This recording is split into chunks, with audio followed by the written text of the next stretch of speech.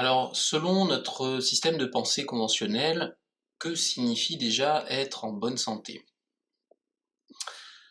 Alors, si on prend notre médecine occidentale, la médecine de la chimie principalement, eh bien, on va observer, décrypter tout ce qui constitue le corps humain d'une façon générale, et on a analysé à beaucoup d'échelles, jusqu'aux atomes, on va dire, tout ce qui constitue un corps vivant.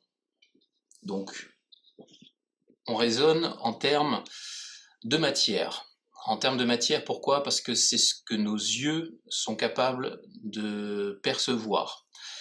Forcément, nous nous basons sur ce que nos perceptions humaines sont capables de distinguer, et à partir de là, nous établissons eh bien, des conclusions, des observations, et nous avons analysé la matière pendant pas mal d'années, et nous en connaissons un bon rayon sur la constitution physique, matérielle donc, de l'être humain et des êtres vivants qui habitent cette planète. Alors nous décomposons donc un corps vivant à différentes échelles, en prenant l'humain dans son ensemble, puis nous décryptons ces différents systèmes, donc système digestif, osseux, musculaire, etc. Dans ces systèmes, nous allons isoler les organes qui le constituent. Ensuite, nous allons, à l'intérieur de l'organe, eh bien, observer ses tissus et les cellules qui le constituent, les molécules jusqu'aux atomes, qui constituent la parcelle de matière la plus petite que nous avons pu observer de façon répétée, j'entends, jusqu'à maintenant. Et encore, observer, c'est un gros mot, puisque la vision que nous avons de l'atome actuellement reste quand même euh, assez, assez floue. Et on a besoin de microscopes à effet tunnel ou d'appareils très, très avancés pour observer finalement des choses qui ne ressemblent pas beaucoup aux billes avec des électrons qui gravitent autour, tels qu'on peut les observer sur bon nombre de livres de sciences et de physique. Donc voilà, c'est un sujet sur lequel je ne vais pas m'attarder là forcément dans ce webinaire, mais cette vision-là de l'atome, concrètement, on ne l'a jamais vue. Ce qu'on observe à l'intérieur de l'atome, donc en son centre, dans son noyau, constitué théoriquement de protons et de neutrons, ce sont plutôt des condensations d'énergie qui ressembleraient à un soleil ou à une étoile qu'on observerait loin dans l'espace. Si je fais cette analogie, ce n'est pas non plus par hasard. Donc voilà, nous avons décrypté effectivement énormément de choses et compris beaucoup de choses dans le fonctionnement matériel du corps. Mais il n'y a pas que cela. C'est-à-dire que, encore une fois, nous nous reposons sur ce que nous pouvons voir, d'où le dicton « on ne croit que ce qu'on voit ». Comme je viens de le dire, ce que nous percevons de la matière, au plus profond, au plus petit, que nous sommes capables de distinguer, eh bien c'est l'atome, le noyau de l'atome. Or, nous le savons aujourd'hui, un atome est constitué de plus de 99% d'espace, je ne dirais pas vide, puisque c'est loin d'être vide, mais d'espace sous-entendu que nos yeux physiques ne peuvent pas appréhender. Autrement dit, nous savons que toute matière, que tout objet, tout être vivant est constitué d'un nombre énorme de milliards et de milliards d'atomes, que toute matière à l'origine est un assemblage d'atomes et que chaque atome n'est constitué que de 0,0001% d'informations que nous pouvons appréhender visuellement avec nos sens physiques. Donc ça donne à réfléchir sur déjà comment se fait-il que nous percevions tous les objets de l'environnement qui nous entourent et tout ce que nous sommes nous avec une impression d'agglomération de matière continue, bien solide, bien dense, comme si tout était bien uni, chaque particule de matière était bien unie aux autres sans discontinuité, et que nous-mêmes, nos corps, nos mains ne peuvent pas passer à travers la matière. On ne peut pas traverser une table, on ne peut pas traverser un mur, et pourtant, la physique l'a démontré, tout ce qui constitue la matière, si on l'observe au plus profond, avec les microscopes les plus avancés, eh bien, ce que nous appelons, nous, matière, c'est moins d'1% de tout ce qui constitue les objets qui nous entourent. Donc, a priori, on pourrait se dire qu'il serait logique de passer à travers les objets ou de ne voir que très peu de choses de ce qui nous entoure. Donc à partir de là, nous savons aussi que notre cerveau établit des conventions à partir des informations dont nous disposons. Et c'est comme si nous créions en permanence des sortes de trompe-l'œil, si nous nous adaptons à notre environnement. Et nous sommes tous d'accord, comme je dis tous, c'est le phénomène de conscience collective qui agit aussi, sur la manière dont un objet doit être perçu.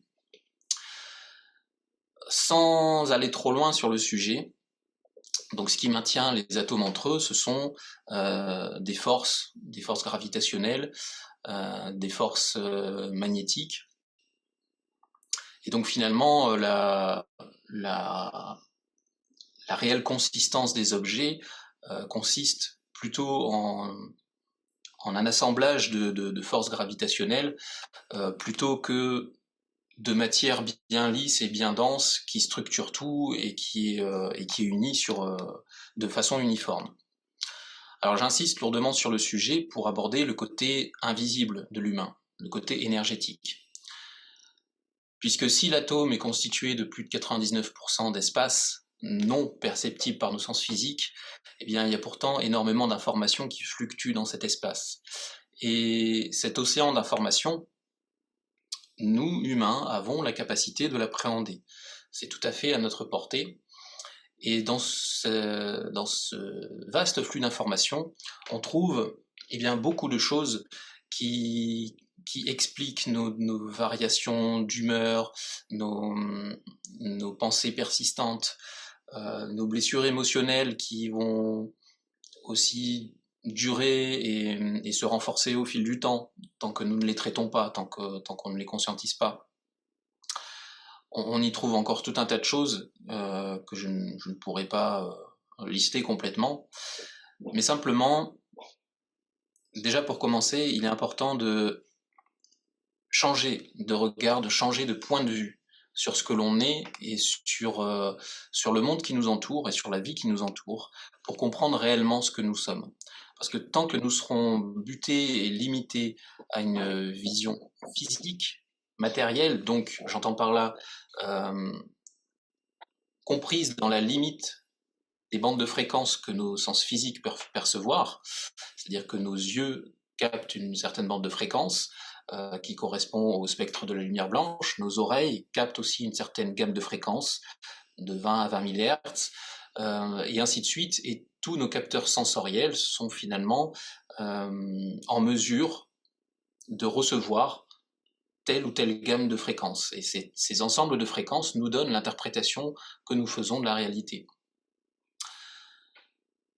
Donc notre conscience maintient, on va dire, le focus, l'attention sur une version limitée de la réalité, en tout cas de l'immensité de ce que pourrait être la réalité si on en croit ce que nous sommes capables de voir de l'atome, par exemple. Donc de la même façon que, je prends souvent cet exemple, quand nous écoutons par exemple la radio, eh bien notre tuner est réglé sur une fréquence précise. Nous écoutons toutes les informations et tous les flux audio qui sont transmis sur cette fréquence-là en particulier.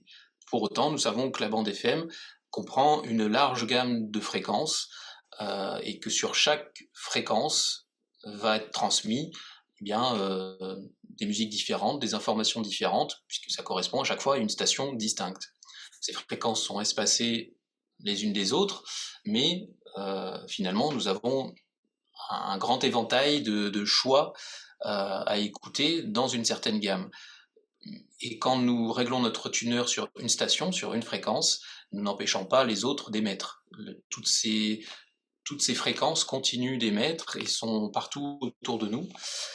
Pourtant, nous avons réglé un dispositif électronique sur une fréquence et une seule, et notre conscience est baignée dans les informations qui sont véhiculées sur cette fréquence. Donc cet exemple est tout à fait pertinent au regard de ce que j'aborde aujourd'hui, puisque tout être vivant passe son temps à focaliser, ou souvent à rester focalisé, sur un canal en particulier, donc sur une fréquence en particulier. Il en est de même pour nous et de la réalité que nous partageons et sur laquelle nous sommes tous d'accord. Je parle de cette réalité physique. Mais ce n'est pas la seule. Ce n'est pas la seule, et comme je l'ai dit il y a quelques minutes, rien que dans notre constitution humaine, dans notre constitution d'être vivant, tout ce que nous ressentons, tout ce à quoi nous pensons, est un ensemble d'informations que nous produisons, que nous émettons, comme si nous étions aussi des antennes radio, sur certaines fréquences.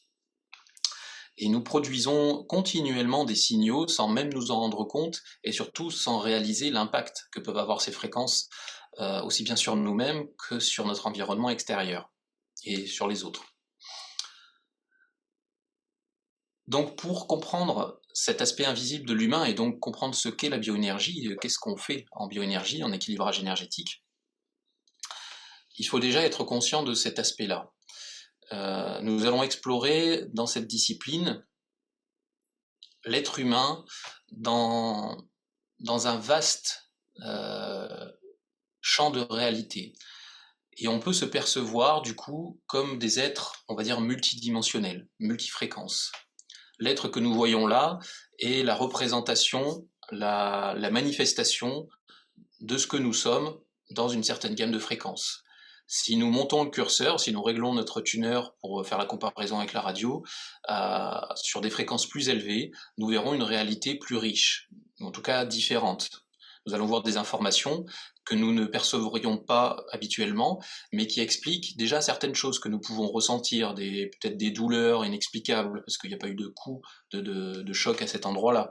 En montant encore le curseur dans d'autres fréquences, eh bien, nous allons cette fois-ci ressentir des émotions. Nous allons arriver dans les fréquences de l'astral et de notre corps émotionnel, et donc nous allons voir ces informations que habituellement nous ressentons à travers notre corps, à travers notre souffrance ou à travers des sentiments plus joyeux.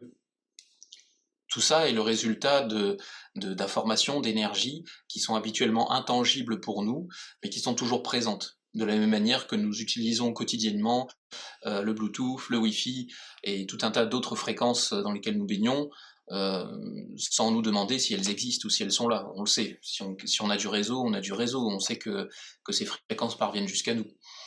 Donc, c'est un petit peu la même idée, même si les fréquences dont je parle en bioénergie ne sont pas artificielles, elles ne sont pas produites de manière technologique par l'humain, elles font partie de ce que nous sommes. Du coup, le bioénergéticien va décrypter les différents corps subtils de l'être humain. Et quand on parle de corps subtil, c'est tout simplement ce vaste océan de fréquences que nous allons délimiter par convention. Je précise que ce sont des conventions pour s'y retrouver, en différents corps ou en différents plans. On va délimiter ces fréquences-là en plusieurs gammes, parce qu'on a trouvé que dans chaque gamme de fréquences se trouvaient des systèmes et des informations qui remplissaient, on va dire, une fonction proche. Donc on va parler de corps énergétiques ou de corps subtils. Pour bien comprendre, la distinction ne se fait que dans notre interprétation mentale.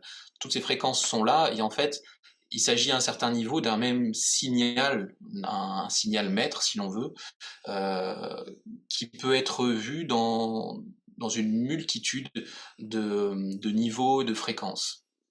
L'aspect physique que nous percevons habituellement en fait partie. Et pour les autres corps, on peut se voir comme un assemblage de poupées gigognes, de poupées russes, si vous voyez le principe.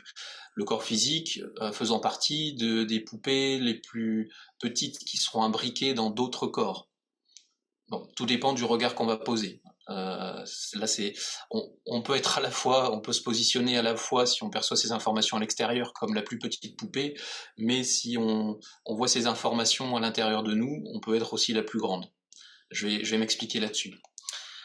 Donc on va parler de corps énergétique et je vais donner un exemple des premiers corps que l'on va pouvoir identifier en partant du corps physique. Donc pour chacun des corps, nous allons monter progressivement en fréquence. Donc vous pouvez voir sur l'image une flèche de la gauche vers la droite qui va montrer une élévation de la fréquence.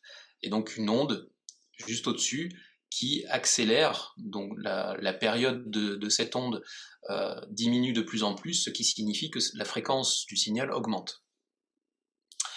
Donc dans les fréquences les plus basses, telles que je les ai montrées là, nous trouvons le corps physique, celui dont j'ai parlé au début et que nous connaissons relativement bien. Maintenant, si nous montons déjà un peu plus dans les fréquences, nous allons voir le corps énergétique, que nous appelons aussi corps éthérique. Corps éthérique qui est assez bien connu déjà de la médecine traditionnelle chinoise et d'autres traditions dans d'autres époques et d'autres endroits dans le monde, puisque ce corps inclut les 12 paires de méridiens justement découvert ou redécouvert par la médecine traditionnelle chinoise il y a déjà bien longtemps de cela, les 8 merveilleux vaisseaux, certains autres réseaux d'énergie et même des chakras dits chakras secondaires qui sont assez peu connus, qui ne sont pas les mêmes chakras que ceux qu'on connaît habituellement dans l'Ayurveda. Et voilà, ce corps énergétique qui est directement lié au corps physique, qui lui est indissociable, eh bien c'est la manifestation de l'éther en nous, dans un être vivant, et on peut même percevoir notre corps physique comme une part de ce corps dont les fréquences sont ralenties, qui nous permettent de l'appréhender. C'est-à-dire que nous sommes au départ pure énergie, et nos sens, qui sont donc sensibles à une certaine gamme de fréquences limitées, vont percevoir une partie de cette énergie dont les vibrations sont plus lentes. C'est comme ça en tout cas que je me l'explique. Donc au-delà du corps éthérique, en montant encore le curseur, en montant encore dans les fréquences, nous allons arriver dans ce que l'on appelle le corps astral. Le corps astral qui est aussi le corps de nos émotions, qu'on appelle souvent corps émotionnel d'ailleurs. Donc notre corps astral est déjà plus coloré, et les clairvoyants, donc ceux qui arrivent à percevoir les énergies visuellement, lorsqu'ils voient les couleurs dans le corps, dans ce qu'on appelle souvent ce qu'on assimile à l'aura, ces couleurs proviennent en grande partie, en tout cas, de ce qui est produit par le corps astral. Certaines parties de notre organisme ont pour fonction de générer ce corps émotionnel et d'autres parties vont le teinter de différentes couleurs. Donc au fur et à mesure qu'on monte dans les fréquences, on peut voir dans la partie qu'on peut distinguer à l'extérieur du corps physique que l'émanation de ce corps-là augmente. Plus la fréquence augmente, plus son rayonnement extérieur va augmenter aussi. Donc le corps éthérique, j'ai marqué entre 1,5 et 3 mètres, on peut le trouver un peu plus loin de cela. Ça dépend des personnes, ça dépend de plusieurs paramètres. Quand on arrive dans le corps astral, on va rayonner déjà encore nettement plus loin, à au moins environ une dizaine de mètres au-delà de l'enveloppe physique, et ainsi de suite. Si je continue à monter dans les fréquences, j'ai trouvé le corps mental qui va rayonner encore plus loin, et ensuite on va arriver dans ce qu'on appelle les corps spirituels, où là, la notion d'âme va rentrer en compte. Concept d'âme que je ne vais pas trop approfondir là dans cette présentation, mais qui est largement traité dans un soin en bioénergie. Puisque pour comprendre les causes profondes de nos problèmes, eh bien, il faut aller à la rencontre de notre être véritable, on va dire, de ce qu'il y a à l'intérieur de nous et qui est la part la plus vraie de notre être, qui explique à peu près tout ce qu'il y a à savoir de nous, de nos schémas de comportement divers, à nos blessures profondes sur le plan émotionnel, et de toute façon, à un certain niveau, qui explique toutes les expériences que l'on vit et que inconsciemment on crée dans notre réalité. Je vais revenir là-dessus un peu plus loin. Donc, pour revenir sur ces ensembles de corps et faire une analogie à la musique, parce que en fait, la musique est une très bonne façon de comprendre cette variété de corps qui nous constitue, cette variété de fréquences. Nous, nos sens physiques conventionnels, nos 5 sens physiques, vont entendre, si on prend un piano qui s'étend à l'infini, avec des octaves infinies dans les graves et des octaves infinies dans les aigus, nous allons prendre une octave et notre corps physique va percevoir, mettons le Do, la première note de cette octave-là. Voilà à quoi nos perceptions conventionnelles sont limitées, et voilà, pour insister lourdement là-dessus, ce sur quoi se base toute notre science et donc toute notre analyse et notre compréhension de l'être vivant et du monde dans lequel on vit. Que ce soit à l'échelle de la planète ou à l'échelle cosmologique, c'est le même problème. Nous établissons beaucoup de conclusions et beaucoup de lois à partir d'une perception infime de la réalité. Maintenant, si on étend cette perception au reste, aux plus de 99% d'énergie invisible, pour les appeler comme ça, on va arriver au niveau de l'octave fondamentale de l'être humain. Une octave, j'entends par une octave l'ensemble des corps suivants, le corps éthérique et le corps astral que j'ai montré, aussi le corps mental. Donc ces corps-là vont constituer ce qu'on appelle les corps de la personnalité. Ce sont les corps qui sont liés à ce qu'on va appeler notre incarnation physique actuelle, qui sont liés au personnage que l'on joue d'une certaine façon dans cette vie. Et en montant encore dans les fréquences, pour achever cette octave, la compléter, nous allons trouver le corps causal, qui est lié et qui transfère des informations en continu avec le corps mental, le corps bouddhique, qui est plus directement lié au corps astral, qu'on pourrait appeler l'émotionnel profond, le corps causal étant le mental supérieur, et enfin le corps atmique, qui lui est en relation plus avec le corps éthérique. Et ces 3 corps-là sont appelés corps spirituels, ce sont les corps de notre âme. Donc cela va constituer une octave dans notre langage, dans ce que j'aborde aujourd'hui. Et j'ai placé cela au milieu d'un clavier beaucoup plus grand, parce que ce n'est qu'une partie de ce que nous sommes. Ça paraît déjà beaucoup, et il y a déjà pas mal de choses, d'informations à appréhender dans ces corps-là, mais quelque part ce n'est que le début. Et plus on va évoluer sur un plan développement de conscience, plus on va se nettoyer de nos charges, de nos mémoires du passé, de cette vie, mais pas que, plus on va accéder à des fréquences supérieures.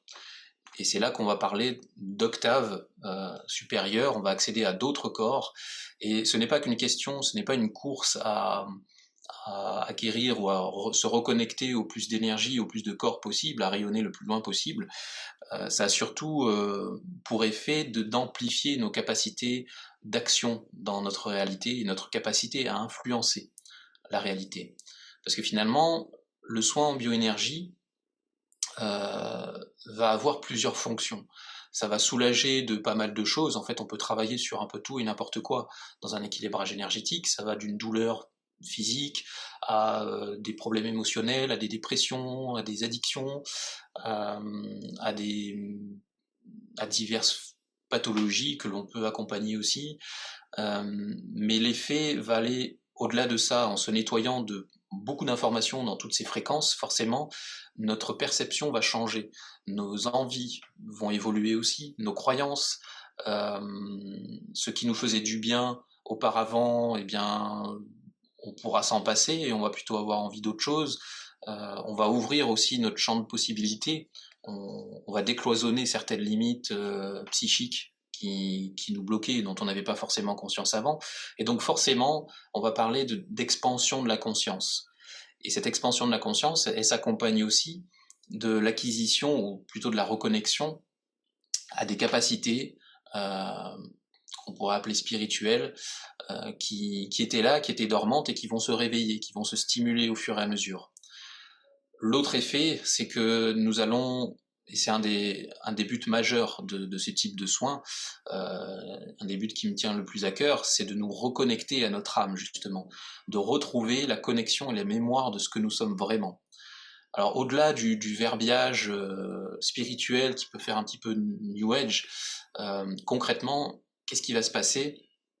Eh bien, lorsqu'on retrouve ce contact avec l'âme et qu'on se débarrasse d'un certain nombre de schémas et de blessures, eh bien, dans notre vie de tous les jours, on va retrouver des idées, mais des idées qui sont vraiment constructives et qui proviennent de notre être profond, donc des idées qui vont avoir du sens pour notre vie. Nous allons aussi nous libérer de certaines addictions, et les addictions, il n'y a pas besoin que ce soit lourd, hein. C'est pas forcément de la drogue, de l'alcool ou ce genre de choses, ça peut être des comportements, des petites habitudes qui paraissent anodines, mais qui finalement nous parasitent d'une certaine façon. Ça va nous permettre aussi de, de retrouver la mémoire de ce qui nous fait vraiment plaisir et du chemin qu'on a envie de parcourir dans cette vie, quel que soit le domaine, professionnel, affectif, relationnel. On va retrouver le goût de créer des choses. La créativité est un indicateur de notre degré de connexion à notre âme et également notre capacité à ressentir les sentiments les plus purs que sont la joie, la gratitude, la bienveillance, tous ces sentiments que on peut l'observer autour de nous, hein, qui se perdent quand même beaucoup. On les retrouve quand on a à nouveau ce contact avec l'âme, mais qui s'entretient aussi quotidiennement. Voilà, on pourrait faire un éventail large de toutes les vertus de ce type de pratique, mais ça va au-delà du simple soulagement. Ce n'est pas, on va dire, il y a plusieurs degrés d'approche de la bioénergie. On peut aussi bien faire ce que j'appelle de la bobologie, pour plus avoir mal là, pour se sentir mieux temporairement, donc pour faire du bien-être en général, que pour aller vraiment plus profondément dans le travail sur soi et dans le développement de soi. Donc ça se pratique à différents degrés.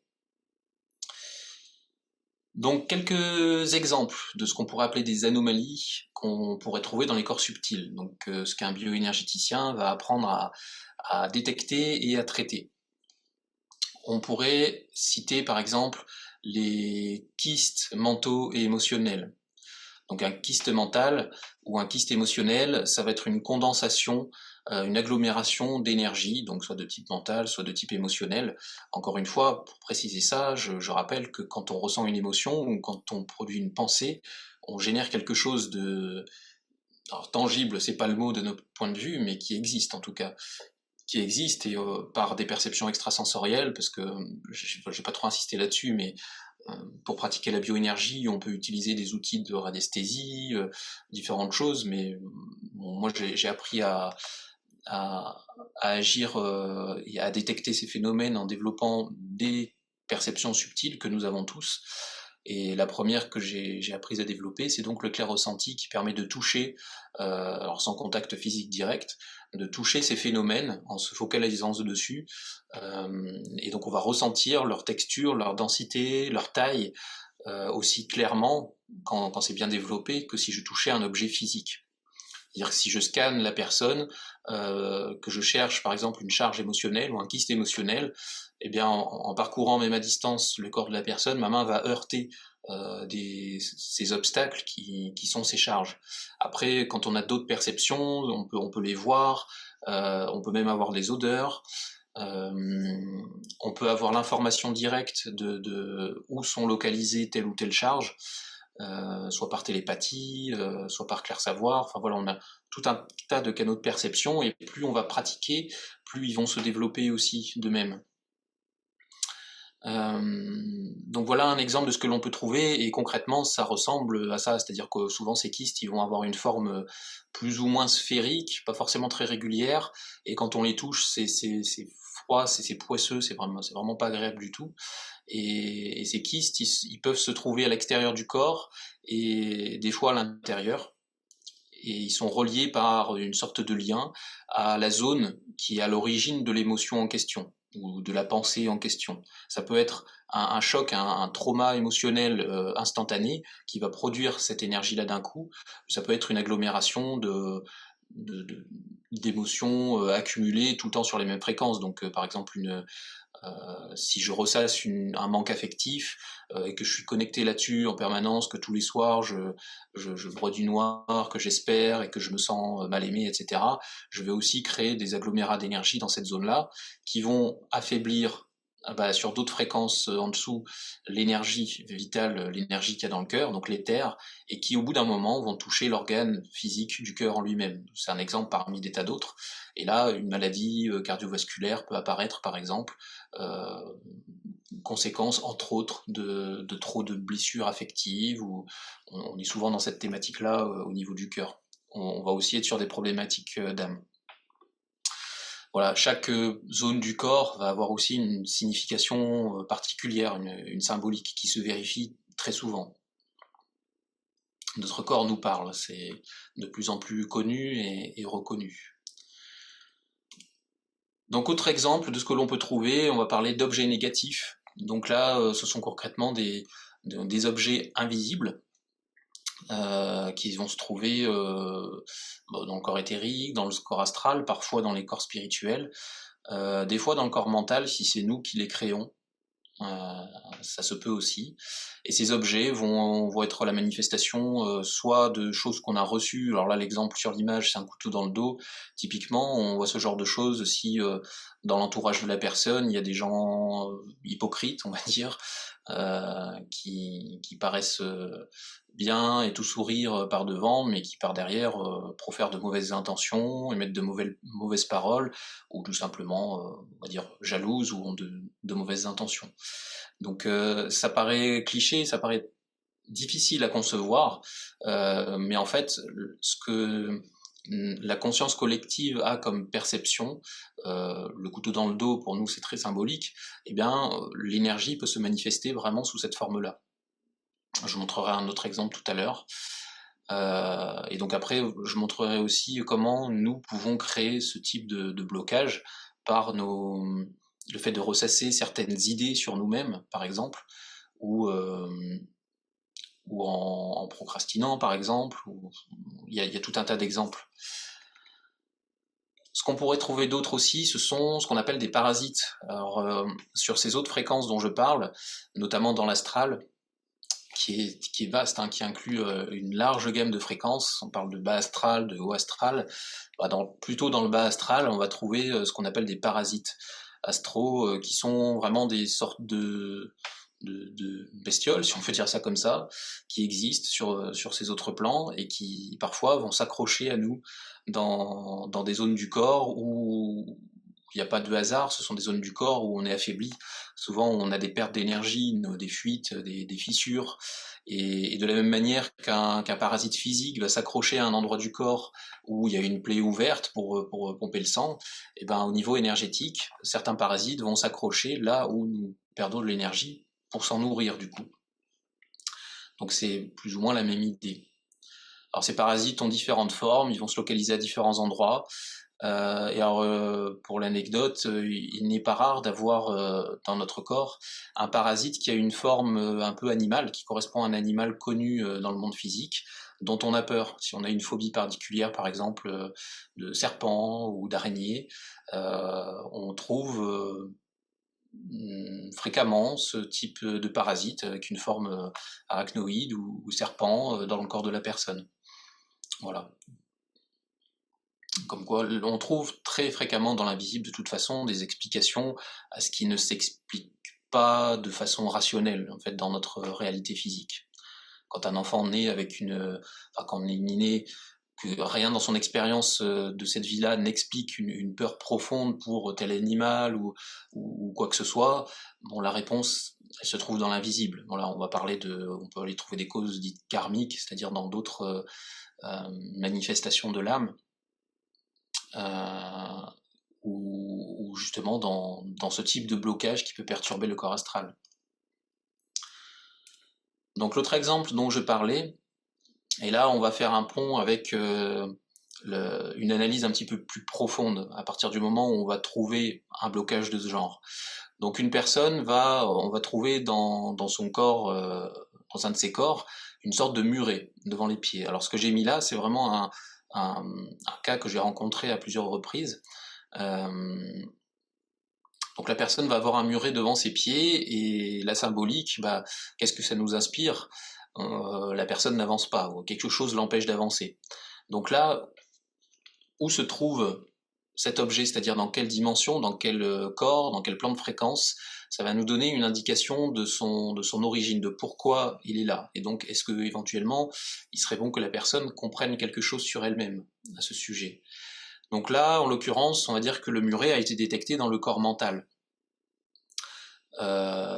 Donc, par différentes méthodes que je vais expliquer un peu après, on va vérifier l'information et s'assurer de l'origine de l'objet. Est-ce que c'est bien la personne qui l'a créé ou est-ce que ça a une origine externe? Là, en l'occurrence, la personne l'aura créé elle-même, mentalement. Et donc de là, on va aller déterminer pourquoi elle a créé ça. Est-ce qu'elle a peur d'avancer pour réaliser ses objectifs? Est-ce qu'elle a tendance à se laisser vivre et à pas trop avancer sur son chemin de vie? Donc voilà, on va partir dans différentes directions, mais pas au hasard, parce que après ces perceptions extrasensorielles dont je parlais, on va les exploiter pour aller plus loin, pour trouver des réponses dans l'âme de la personne, dans ses structures, mais aussi auprès de présences qui l'accompagnent et avec lesquelles on peut travailler. C'est une façon comme une autre de pratiquer la bioénergie. On va trouver différentes réponses aux causes des présences de ces obstacles.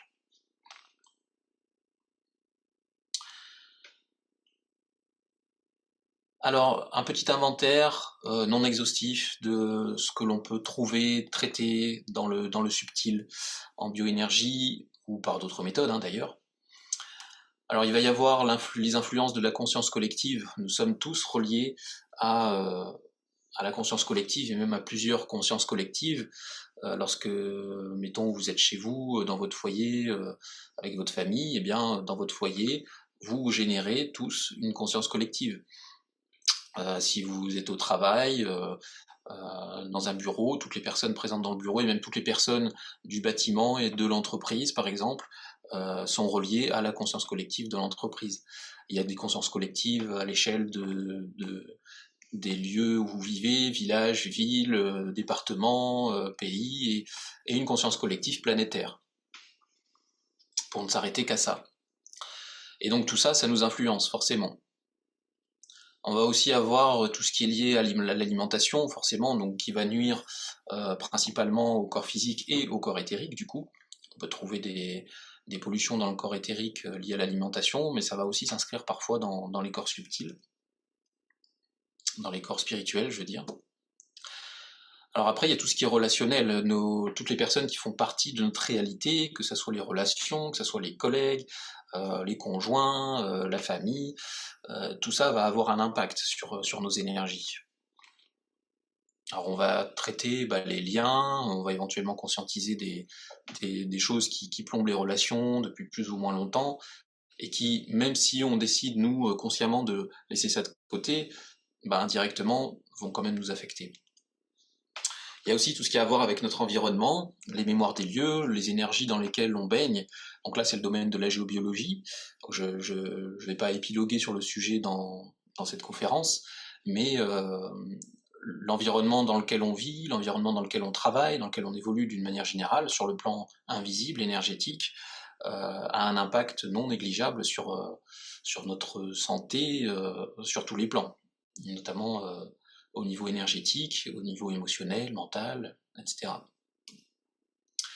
Alors il y a la notion de karma, on va simplifier ça en parlant du bagage d'informations qui nous constitue, qui est le livre de notre âme, si on peut dire, et tout ce que l'on a pu vivre ou faire dans toutes nos formes d'existence va impacter les expériences que nous allons faire dans cette vie-là.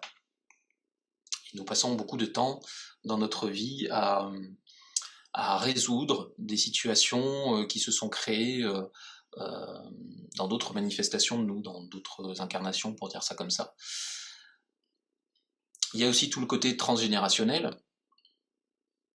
Donc nous héritons à la naissance de bonnes choses, bien sûr, mais aussi des blessures, des croyances, des schémas de comportement, de tout un tas de choses qui proviennent de nos lignées. Mais il n'y a jamais de hasard, hein. On dit, vous avez peut-être déjà entendu dire qu'on c'est nous qui choisissions notre famille et nos parents. Euh, D'une certaine façon, je peux dire à mon niveau que c'est vrai. Donc tout ce qui va nous arriver, tout ce dont on va hériter en termes d'héritage familial, non seulement au niveau de la génétique, mais aussi au niveau énergétique et au niveau de lien d'âme, va être déterminant pour les expériences que l'on va vivre et ce que l'on va avoir à transmuter aussi. Il y a aussi l'influence des conditionnements, de l'éducation, des médias, de tout ce à quoi nous sommes exposés depuis notre arrivée dans ce monde jusqu'au bout, si on peut dire ça. Et là, ça va être un travail sur nos structures mentales, sur nos programmations, nos schémas, nos idées reçues. En fait, le but du jeu, là, ça va être de rayonner notre être et donc de développer un amour pour nous-mêmes et une estime de nous de plus en plus forte et de plus en plus profonde pour arriver à s'émanciper, à être plus fort face à ces influences collectives. On va traiter aussi ce que l'on appelle les blessures d'âme. Donc là, ça peut être mis en relation avec le karma, mais il y a des blessures qui peuvent apparaître dans notre vie actuelle assez rapidement, et pareil, qui vont conditionner beaucoup d'expériences que nous allons attirer dans notre réalité extérieure.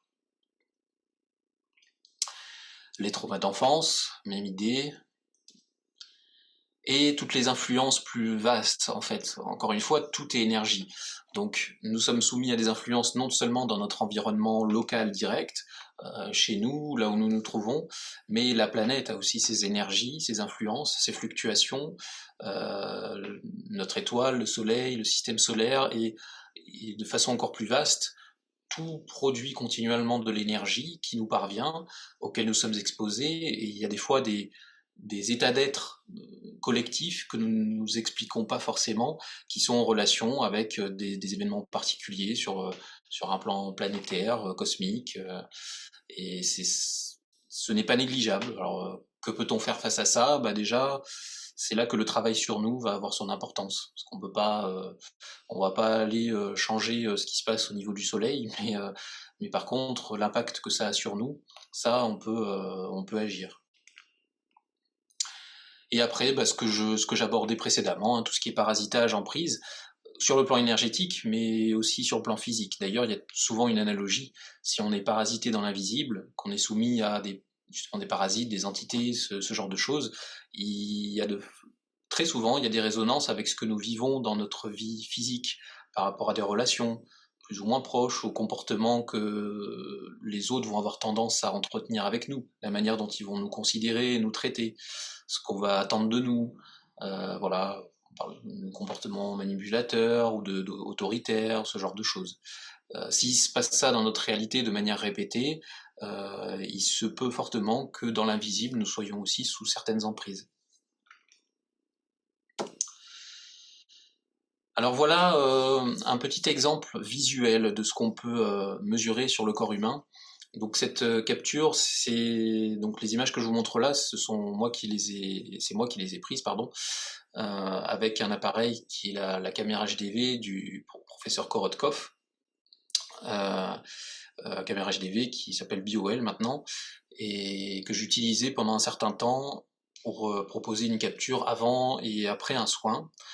Et donc on peut mesurer avec ça ce qu'on appelle le biochamp humain, c'est-à-dire le rayonnement des photons qui sont émis par toutes les zones du corps, et avec pas mal de travail sur l'interprétation de ces variations lumineuses, on peut reconstituer. Alors c'est un travail qui de plus de 30 ans, hein, maintenant, ça s'est pas fait. Les résultats qui sont aujourd'hui proposés avec ces appareils ne sont pas issus de mesures hasardeuses. On peut reconstituer donc assez fidèlement le comportement, l'énergie et les fluctuations de l'énergie autour du corps humain et dans les différentes zones du corps. On peut mesurer la quantité d'énergie par organe, par glande, Euh, et donc ça donne des indications assez pertinentes qui sortent un petit peu de l'analyse physique habituelle. Alors après, des soins en bioénergie, donc avant un soin, vous avez là un exemple de capture avec l'état des chakras et du biochamp autour du corps.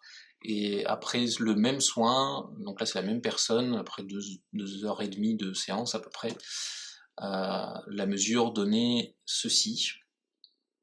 Donc avec voilà une structure énergétique plus harmonieuse, moins de failles, moins de manque d'énergie, et puis plus de vie, plus de vitalité dans les chakras.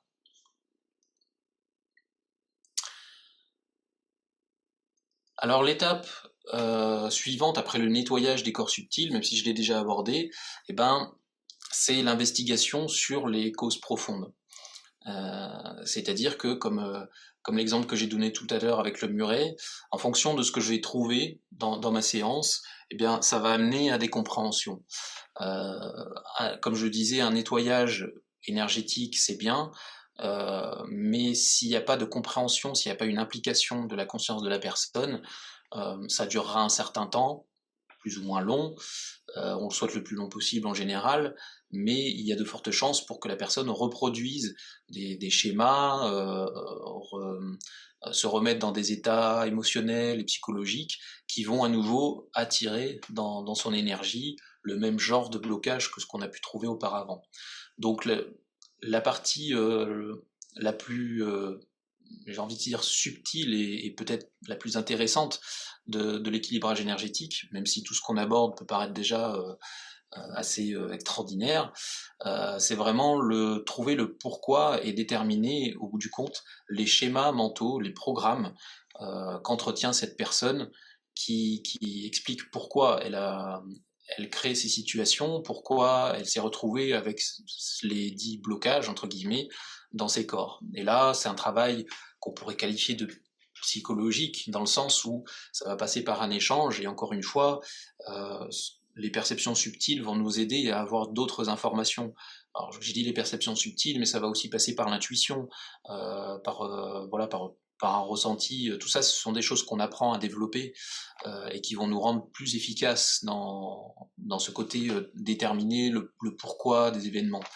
Aujourd'hui, dans une séance, si je me connecte à une problématique et que je sens qu'il y a besoin d'approfondir ce sujet-là, en me mettant dans un certain état de concentration, je vais recevoir des informations assez rapidement sur voilà, le schéma mental que la personne a besoin de libérer vis-à-vis de ce qu'on a trouvé. Je parle de schéma mental, ça peut être autre chose.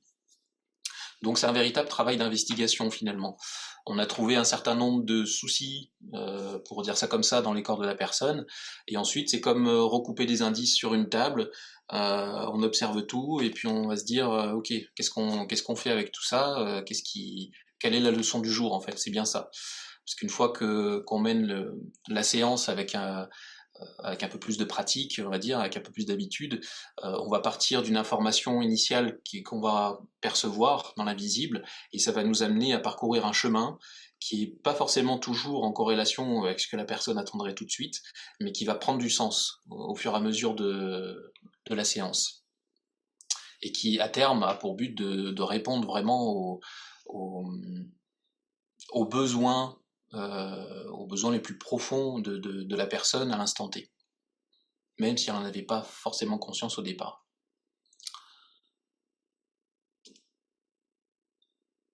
Alors, comment allons-nous procéder pour intervenir? Parce que j'ai parlé de détection, j'ai pas beaucoup parlé d'action. Alors, pour intervenir, il y a plein de façons de faire, et selon qui pratique un soin énergétique, vous aurez un large éventail de ce qui se fait, et j'ai envie de dire même quand on fait de la sonothérapie ou de la lithothérapie ou d'autres choses, d'une façon ou d'une autre, on va aussi agir sur certaines problématiques invisibles.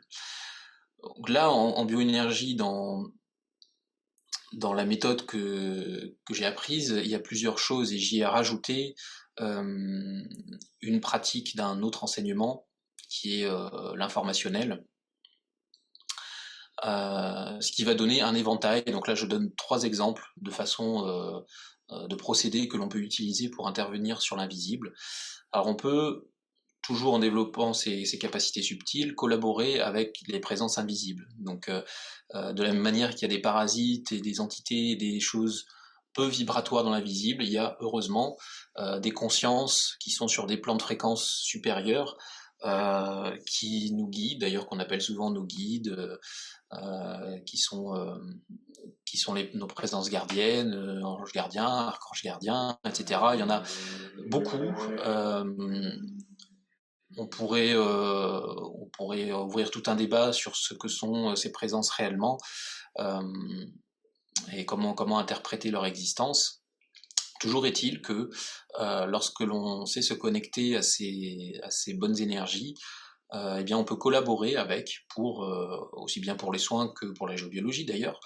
Et certaines de ces présences ont des capacités particulières, des spécialités, on va dire, un peu comme nous dans la médecine, on va se spécialiser dans tel ou tel domaine. Et le gros avantage, c'est que ces êtres vivent dans les dimensions que nous tentons de percevoir tant bien que mal avec nos perceptions qui se développent. Elles vivent dedans. Elles voient ces blocages-là aussi clairement que nous allons voir une tache sur un tissu, par exemple. Donc elles sauront où intervenir et de quelle façon. Donc après, si on veut revenir à nos capacités à nous en tant qu'humains, eh bien on va pouvoir activer différentes facultés spirituelles. On peut activer certaines parties de notre corps qui ont des vertus, que ce soit par exemple pour purifier des fréquences émotionnelles, pour harmoniser les énergies, équilibrer nos polarités yin-yang.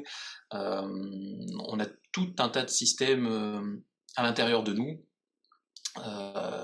Si on prend toutes les gammes de fréquences qui nous constituent, comme j'aime bien le dire, nous sommes de vrais sapins de Noël. Et on a notamment dans le corps bouddhique certains systèmes qui sont connus dans les milieux spirituels, voire New Age, et qui existent vraiment, qui sont la Kundalini, la Merkaba, le Taurus, et d'autres systèmes qui non seulement existent, qui peuvent être utilisés pour vivre des expériences particulières sur le plan de la conscience, mais qui ont aussi des propriétés très intéressantes sur un plan thérapeutique. Et puis, pour prendre l'autre exemple que j'ai ajouté à cette pratique, ce sont les concentrations informationnelles. Donc là, il s'agit de se mettre dans un état de conscience particulier, avec une connaissance, on va dire, un petit peu plus élargie de ce qu'est la réalité, au-delà du domaine énergétique. C'est-à-dire qu'on arrive là dans un domaine qui est en amont de tout ce qui est manifesté, de tout ce que nous pouvons percevoir. Et le but de cette méthode-là, c'est d'aller au plus efficace dans ce que nous sommes capables de faire avec notre conscience. Nous avons vraiment un pouvoir immense en tant qu'être, simplement en tant qu'être conscient, et en se remémorant certaines choses, en se rappelant ce que nous sommes, en se mettant dans certains états de conscience particuliers, on peut avoir une capacité d'action sur notre réalité, que ce soit sur nous-mêmes, sur d'autres, sur des événements de notre vie, qui est phénoménale.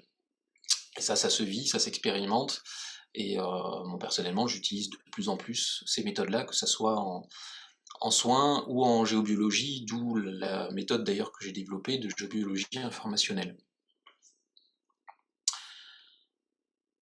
Donc à l'issue d'une séance, eh bien, le niveau de conscience et de vibration atteint par la personne va être amplifié, et cet état va aussi amplifier l'influence de la personne sur sa réalité extérieure. C'est-à-dire que, pour expliquer un petit peu plus cet aspect-là, il faut concevoir que ce que nous vivons, tout ce qui fait partie de notre réalité, est une projection de nous. Alors la réalité commune sur laquelle nous sommes tous d'accord fait partie du coup d'une convention collective. C'est un accord de la conscience collective sur ce que doivent être les éléments de notre réalité extérieure commune. Mais ce que nous vivons à l'intérieur, c'est notre création à nous. ce que nous ressentons dans un endroit ou face à une personne, c'est directement lié aux énergies, aux mémoires et aux informations que nous portons en nous vis-à-vis de cette personne ou peut-être d'un trait de caractère de cette personne. Et toujours est-il que, au-delà des ressentis, nous sommes des êtres créateurs en puissance. Et nos capacités de création, nos capacités justement, pour parler de choses qui sont plus connues dans les milieux spirituels, à influer sur la loi d'attraction, puisqu'on parle bien de ça, vont être décuplées. Plus vous êtes assaini énergétiquement, plus vous ascensionnez, si on peut dire, sur un plan vibratoire et sur un plan de conscience, parce que ce phénomène d'ascension est réel, plus vos pensées vont devenir créatrices, elles le sont toujours, mais elles vont avoir un impact plus important sur les événements de votre vie, sur votre santé, sur votre psychisme, sur tout ce qui fait partie de vous, d'une certaine façon. Donc on peut mettre à profit ces potentiels qui se développent en nous pour créer et construire vraiment la réalité qui nous intéresse. Cesser de piétiner ou d'attirer perpétuellement des situations qui reflètent nos blessures, puisque une fois qu'on se débarrasse de certaines de ces blessures, on n'attire plus ces situations, on n'attire plus le même genre de personnes, et tout peut se changer très rapidement dans notre vie. Et je parle de choses dont j'ai personnellement fait l'expérience aussi. Donc voilà, une fois qu'on sort du soin, on a traité un certain nombre de choses et ça peut déjà avoir un impact sur le long terme, mais il nous appartient à chacun d'exploiter ce nouvel état à notre avantage. Voilà, ça s'entretient et c'est là où ce type de pratique, pour moi, doit impliquer la personne qui vient recevoir le soin. On peut recevoir un soin bien-être pour se sentir mieux.